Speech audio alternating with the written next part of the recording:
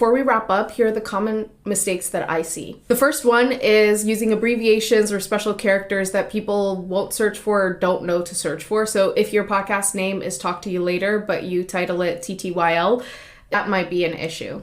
The second is naming it something that makes sense to you, but not to your audience. So I know lots of people who will name their podcasts The Huete Gitana Show, and that means something to me, but if you don't know who I am, then that show name doesn't really resonate with you.